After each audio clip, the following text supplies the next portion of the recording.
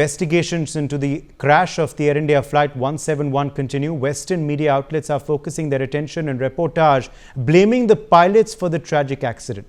Union Minister for Civil Aviation, Ram Mohan Naidu, has slammed these outlets for what he called vested interests. He has warned against peddling unfounded theories before the final report is published. The Union Minister also praised India's investigating authorities, saying this is the first time the black box data is being decoded in the country. Let's quickly listen in to some excerpts of what the Civil Aviation Minister told Parliament today. Reports are AIB as for the first time. So whenever these incidents happen, and if the black box gets damaged, black box is the flight data recorder, which has all the necessary information which gets recorded. And whenever there is a slight damage that happens, it was always, it came to that point, sir, where we were sending the black box outside to the original equipment manufacturer and getting it decoded from that state of manufacture only. And it was for the first time that as a country, India took a stand that the black box which was achieved, even if it was damaged, that the whole decoding process is going to happen in the country. And we have successfully done it in the country also. The AIB has been successful in decoding the entire data which was available, even if the black was from the outer side, if it was looking damaged also. To have a definitive answer and a definitive future correction measures, we have to look at the final report, sir. And I can say this to the House and through you to the people of this country also, that the AIB has a very definitive, thorough, rule-based process. They are very transparently looking into the process right now, and they are totally unbiased. This also I can say that the AIB is totally unbiased and looking into the facts. Now there can be many questions also. I have seen multiple articles myself. I have seen multiple articles not only by the Indian media but also the Western media trying to promote their own narrative, their own viewpoint, their own kind of consideration. But I have to tell you that the way we are seeing the investigation is through the facts. We want to stand by the truth, not what is happening with the pilots or not what is happening with the Boeing or not what is happening with the Air India or any other stakeholder which is this. We want to stand by the truth. We want to find out what exactly happened, and that is only going to be coming out once the final report has been placed. So we have to respect the process of investigation. And once that process of investigation has happened, then we can talk about what happened and how it happened and then the corrective measures. All right, let me quickly join our guests at this point. Shaurya Chakra awardee, Squadron Leader Meenu Rushi Vadia, former Senior Indian Air Force officer, is joining us live. Dr. Vipul Saxena, former defense pilot, is also live with us. Squadron Leader Deepthi Kala, former Indian Air Force officer, joins us live as well. Group Captain UK Devnath, former Indian Air Force officer, also is with us on the broadcast. Group Captain Devnath, let me make a start with you first. What do you make of the kind of reportage so far by Western media on the AAIB investigation? Do you believe vested interests are dictating their coverage? What do you also make of this tendency by a lot of Western media outlets to blame the pilots?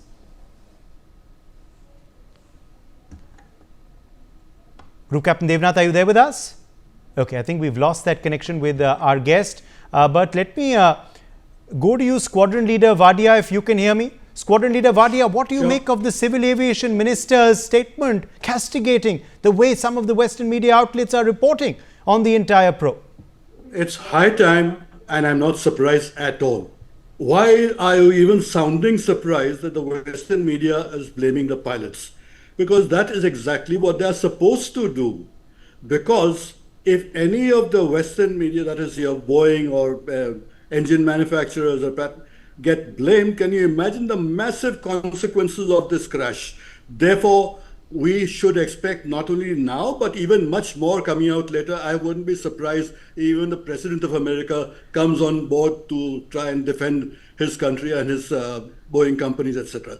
So I am not surprised at all. This is bound to happen. Even just as you started, one of the pilots from the Western media was saying that the pilots switched off. There's enough evidence to show that the pilots have not switched off.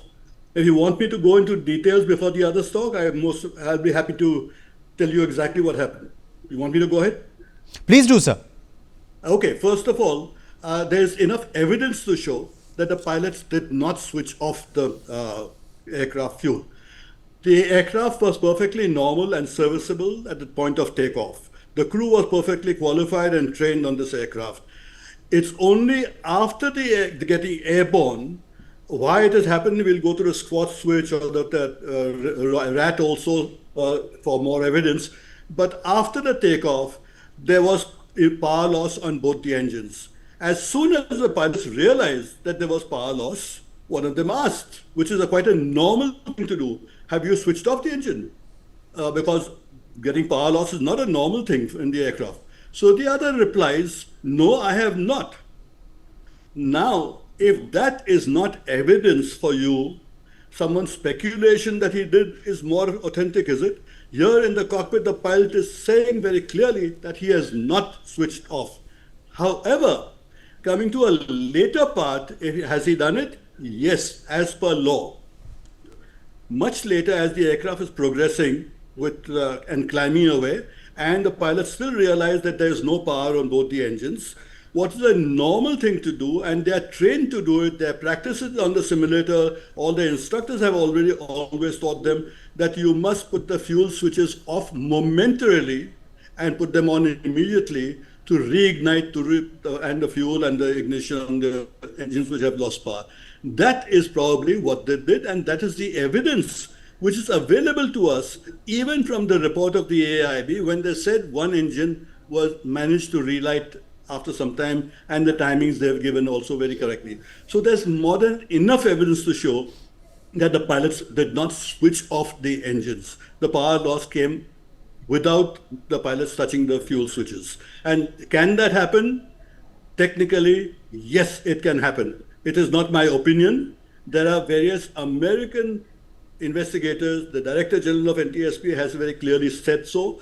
Further, in 2019, on the 787, we had a clear evidence of an aircraft landing in Osaka, which had a similar problem where the pilots did not, immediately on landing, just before the landing, they did not switch off, but the engines got switched off on their own. So, first of all, these switches are not like your home switches where you put the switch on and a light comes on, the fan comes on.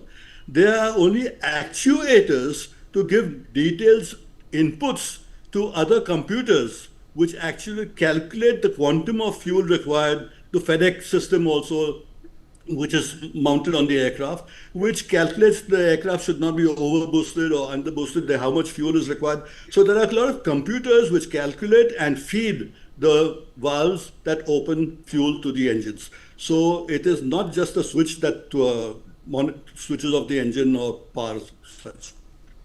Okay, let me in fact quickly draw you in here, Dr. Vipul Saxena, for these media reports so far. Why are they jumping the gun and blaming the pilots? What do you attribute this, this assumption, this assertion to, and the kind of widespread coverage also, and reportage and op-ed pieces abroad on this particular angle after such an early preliminary report?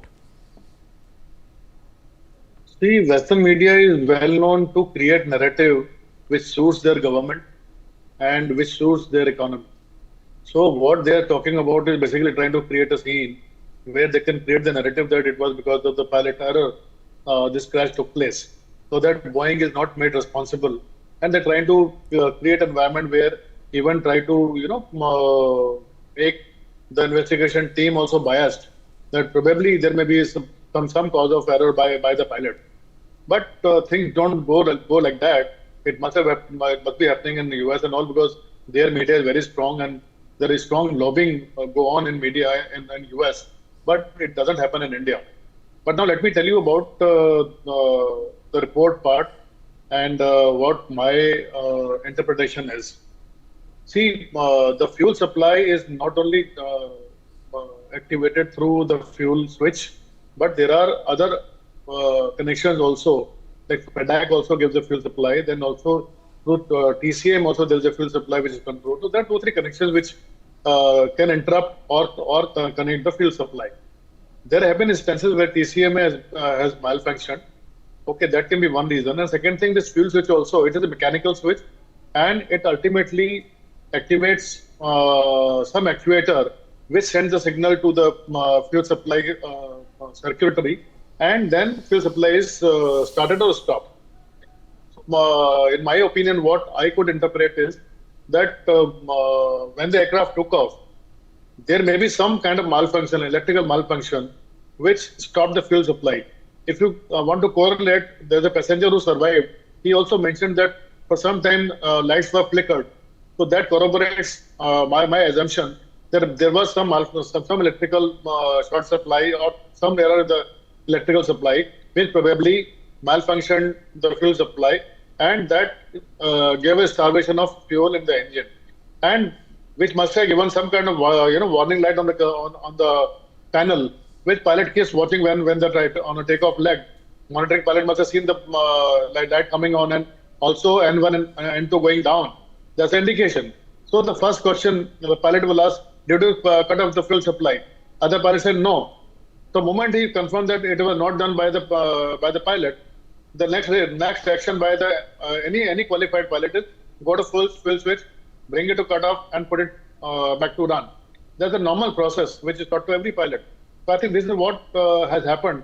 But unfortunately, the way it has been scripted, I mean, I don't blame fully to Western media. The way report has been written, I think they left a lot of ground for Western media to take advantage of, and that is what they're doing. Two things I would like to mention here. One is that virtually giving a clean sheet to Boeing and GE, that there were no recommendations made for Boeing and GE. What was the ground? There was no ground. When the investigation not been completed, how can we reach to such conclusion, such conclusive statement? Second thing, they also mentioned about that one pilot asked other pilot. I mean, 39 seconds flight.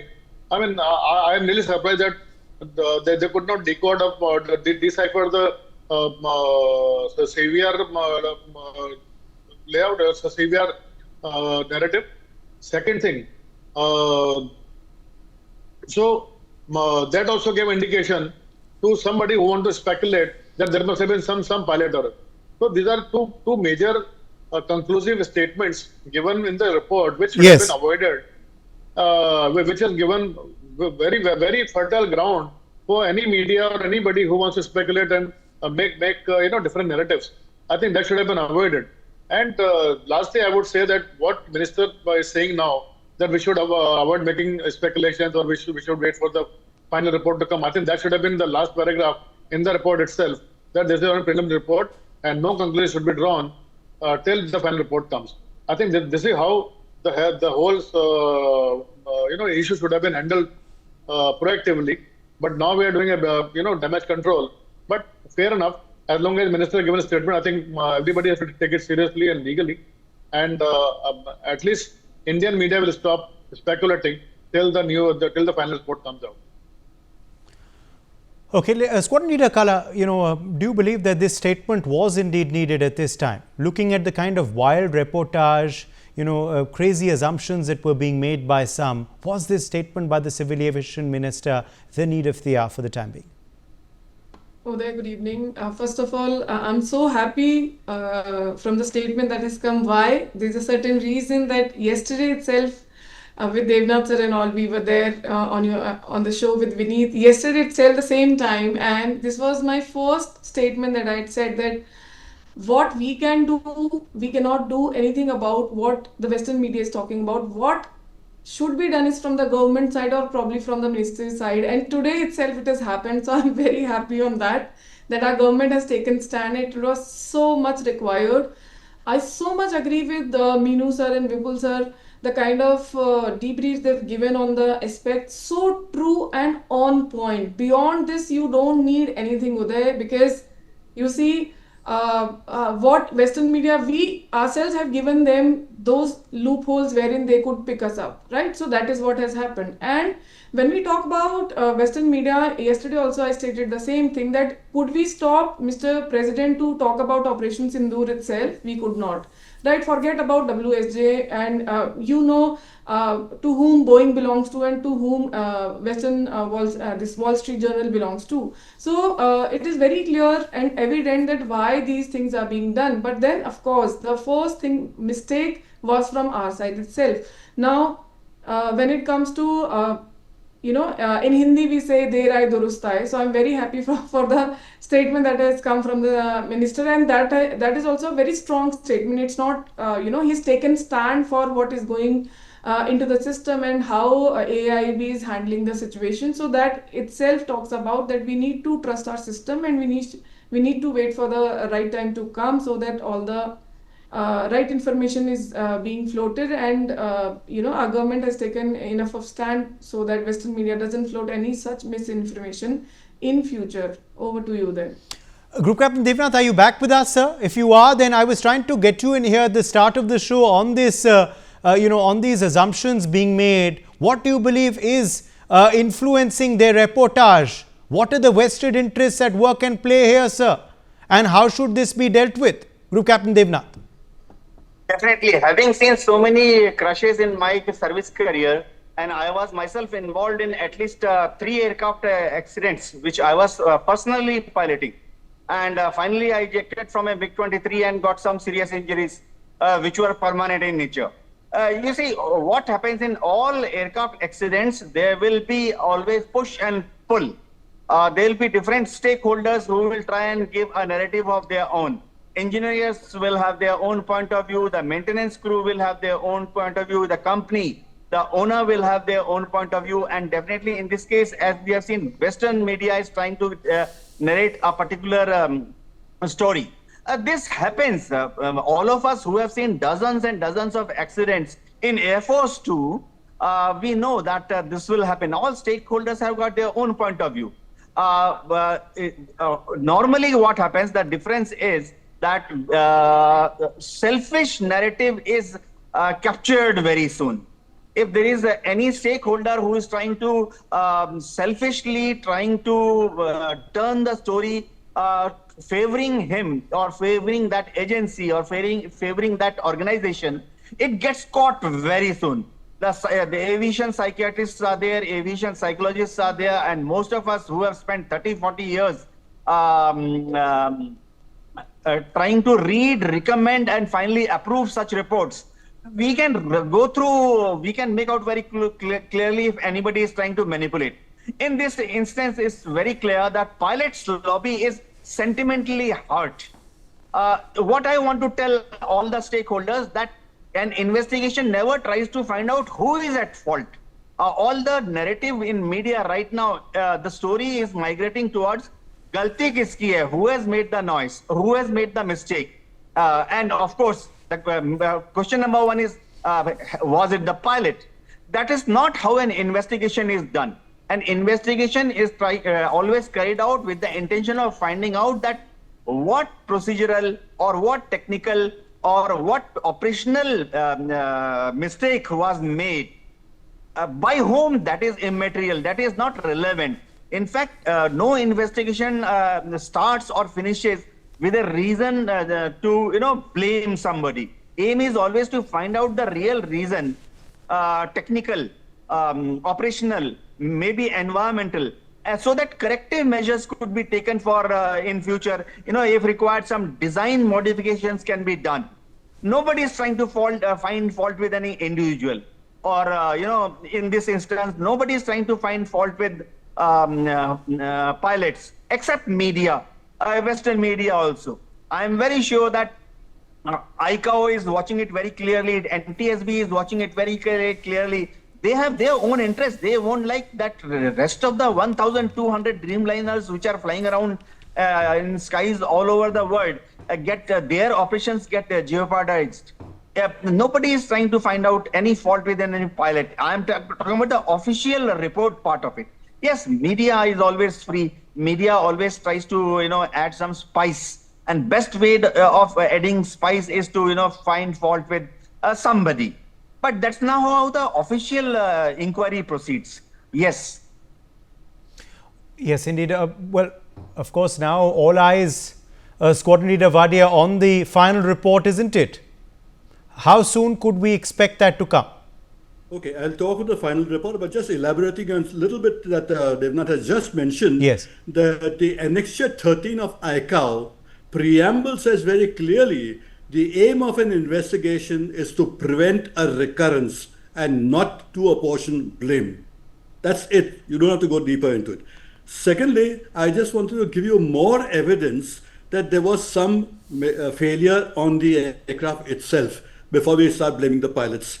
And I'll come to your last question. As soon as the aircraft took off or takes off any aircraft anywhere in the world, the normal first thing for any pilot is says positive rate of climb, gear up. That is in all aircrafts everywhere. I presume this in this case also one of them may have called or may not have called, but the gear we saw on the videos also and from the reports that the gear was left down. Now it cannot be left down by mistake. That was one aspect of it. And what happens here? There's something called the squat switch on the Olio on all aircrafts. Different aircrafts have different systems. Now the squat switch job is only to give a signal to other computers that the aircraft is on the ground or is it airborne.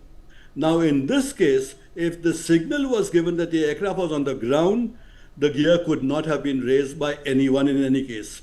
To give you in layman's terms why this is important, if the aircraft is on ground, even sometimes the mechanics enter the cockpit or someone else enters the cockpit and by mistake they put the gear up, what will happen if the gear goes up? The whole aircraft will crash down and get damaged. So to prevent any damage from happening on the ground, this squat switch is designed and kept in place. Also, further evidence to this same evidence also is the RAT, that is ram air turbine, is seen to be left down. That comes on either by manually operating it also or very often comes automatically also to augment the electrical or hydraulic power on the aircraft.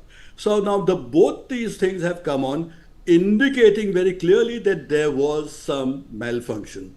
Now, what that detailed malfunction is, let the investigation agencies go through the DFDR and give you a report in the DFDR. Now, how long will it take? Frankly, I have myself seen a DFDR and now they become far more elaborate. See, and I'll just for your clarification and explain to people what happens. So we've unfortunately run out of time. We'll have to leave it at that. My thanks to our guests for joining us.